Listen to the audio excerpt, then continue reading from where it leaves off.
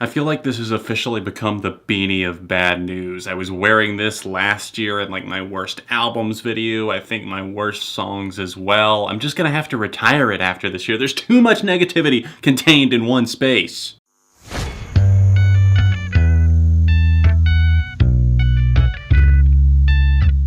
What's up everyone, John from ARTV. It's time for another year-end countdown list. Right now I am counting down my annual list of my top 10 worst albums of the year. Now worst can mean different things to me. Worst can mean just abominable, absolutely awful in terms of the lyrical content, production, etc. It can also mean forgettable. It can also mean widely and vastly disappointing. It can mean a lot of different things. But what we're here to look at today is who is going to take the biggest L. Let's not get too far ahead of ourselves. We're going to get to this in just a minute to see who loses big time. But overall, I did want to go over my ground rules for this. Yes, it was a very disappointing year for music for me. I didn't feel like there were that many great albums. I didn't feel like there were a ton that stood out. And in terms of this list here, what qualifies is what you're wondering. Well, this list is solely curated based on albums that I reviewed in 2016. Basically, in order for it to be eligible for this list, I had to have reviewed it on this channel in video form in 2016. I have a playlist that goes on all year long on my channel dedicated to every album that I review and insert year here. And for 2016's list, it will be linked in the description if you want to see the playlist, see all the albums that were eligible, and see what I picked from that. Now, most of these albums I definitely did not find myself going back to all year long, but whenever I did, rest assured it was not a pleasant experience. So, with this being said, be sure to leave a like on the video today to let me know that you enjoyed it. I know these are all just my opinions. Don't get too freaked out whenever you see your favorite album down there. Don't feel like you have to go download the video or leave a nasty comment, because that's just not going to get anyone anywhere, and that's not going to convince me of anything. With that being said, let's kick off the countdown.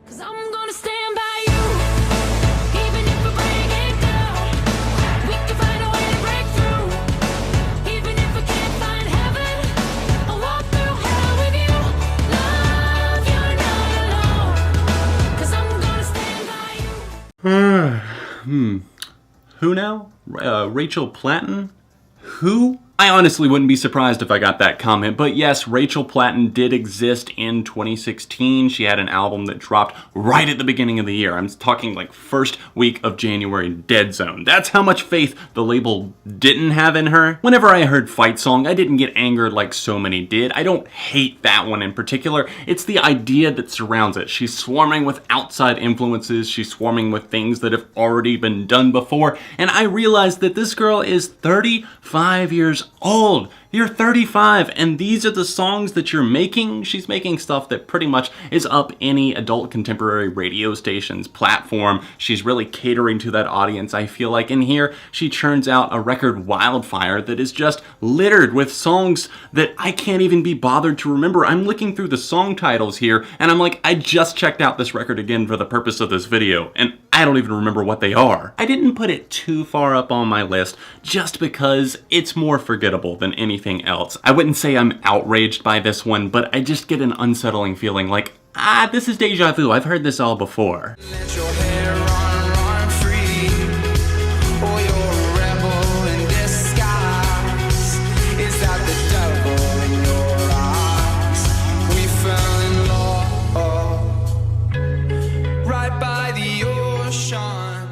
Ooh, talk about painstakingly boring. We got another one in the form of Coast, this alt-pop that's trying to be so much more than that. Pseudo-smart, intelligent, alternative music that's just not whatsoever. It's bland, alternative crossover stuff that really tries super hard to appeal to different demographics. All that good stuff. I heard some of the tracks like Oceans, and I thought, well, this could be okay. I see what they're doing here. Mixing these big swelling choruses from the pop world and trying to blend in some electronics, maybe some light guitars and actual drumming in there as well. But then I listened to the entire album. There's 16 tracks on the deluxe edition of this thing. Good luck getting through that awake, at least, I should say. They're all going in the same direction, and I feel like their singer is pretty much as disinterested as somebody about to get a root canal. Like, let's just get this over with, or let's go into the studio and lay down some vocals today. I'm just gonna be here. I'm not gonna be super invested. I'm not really gonna try that hard, but hey, it's gonna be passable, and we're gonna send it out to the label, and people on Alt Nation are gonna eat it up. It's one of those Alt Nation bands that I just can't get behind. There's a lot of good ones that came out of 2016. I mean, just look at Saint Motel, or Mr. Wives, or even Coin. There were some great acts that I really could sink my teeth in, but this one was easily one of the most painstakingly boring. Avoid it at all costs.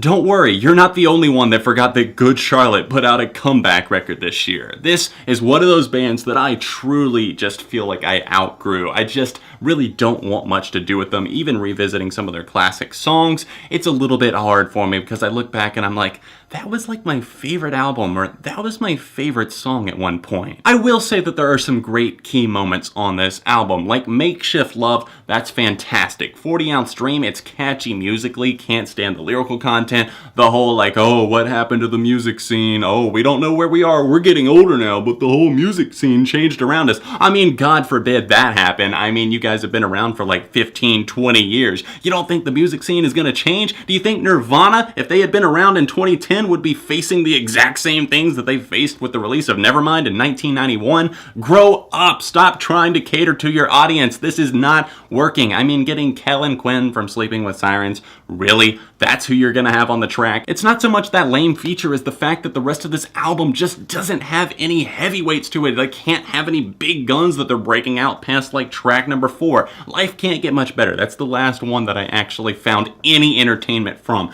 After that, we start getting to some of these just painstakingly bad songs, like Stray Dogs, one that tries to be this earnest love song, or the inspirational ode anthem, The Outfield, that just tries to go over the top, but instead runs straight into a brick wall. This album falls on its face more often than I can count, and for that, I have to say it's one of the worst albums that I heard this year. I can feel the lights tingling from the sunrise, and I see the signs clinging to our last nights, thinking you and I, we are all the same kind. So will you?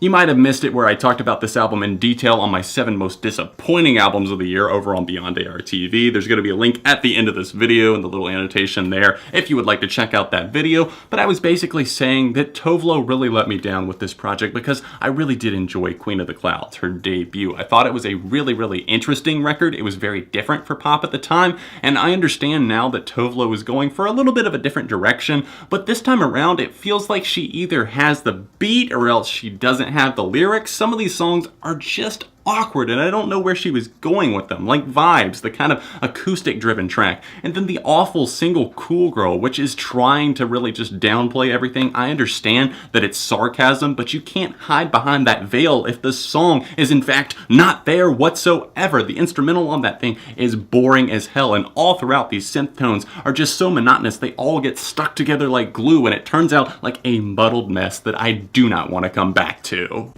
Whoa! Check it out!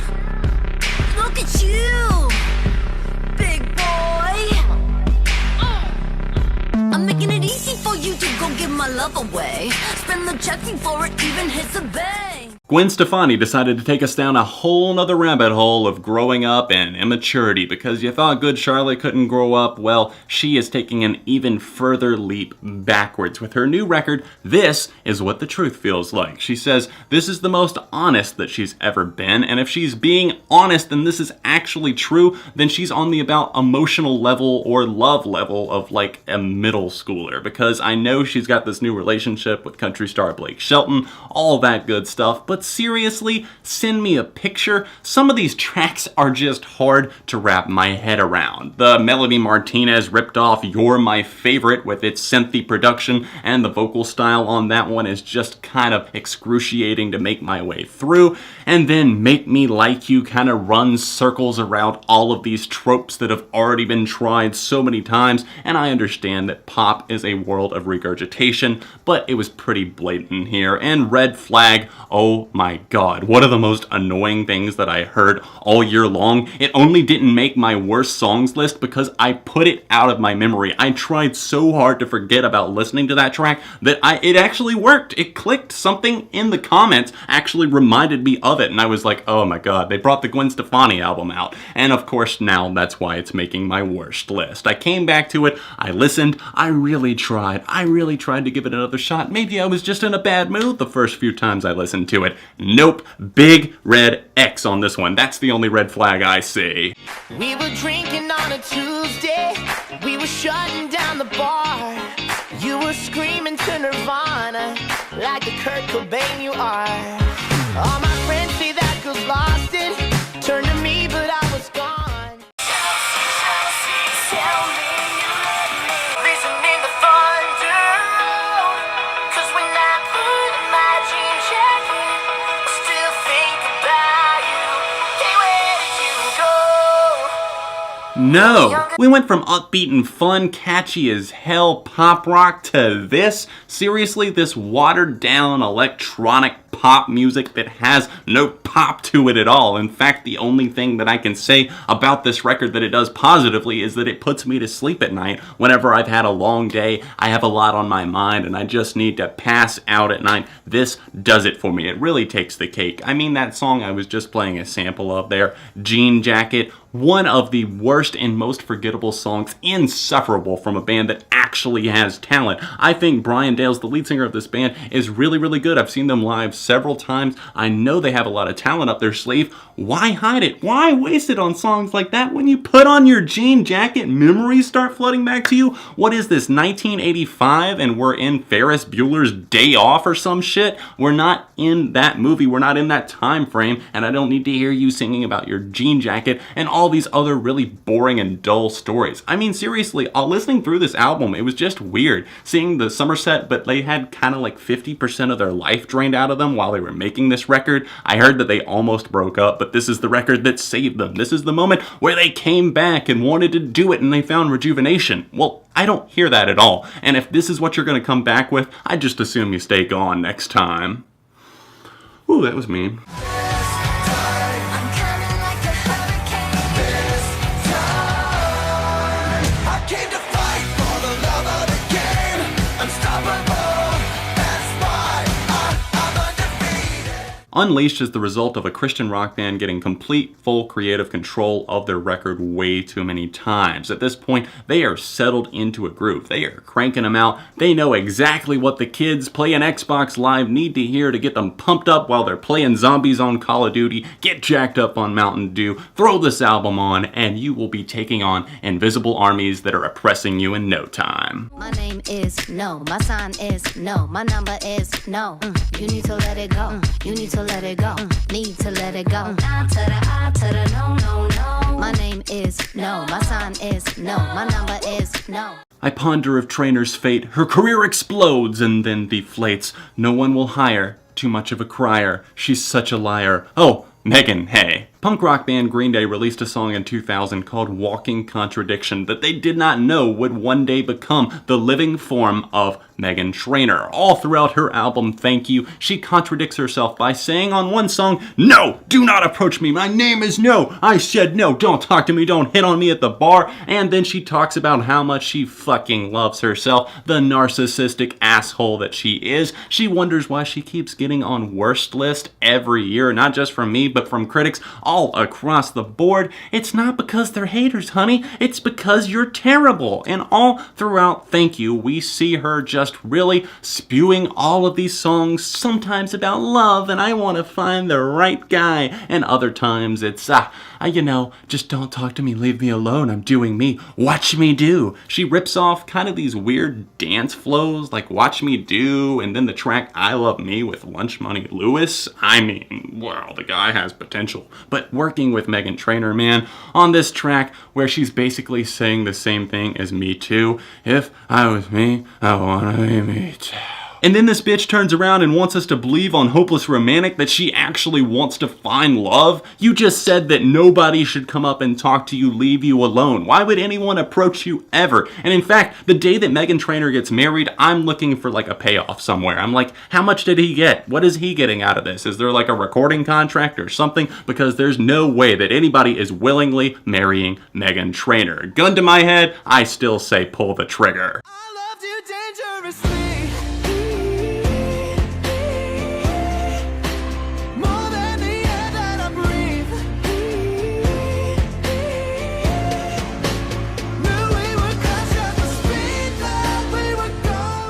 I think it's actually kind of insane that I found 2 albums that I hated more than Meghan Trainor's Thank You this year, because that one just got worse as the lyrics sank in. But hey, we've got her old pal from the whitest song we ever heard, Marvin Gaye and Get It On by Charlie fucking Puth.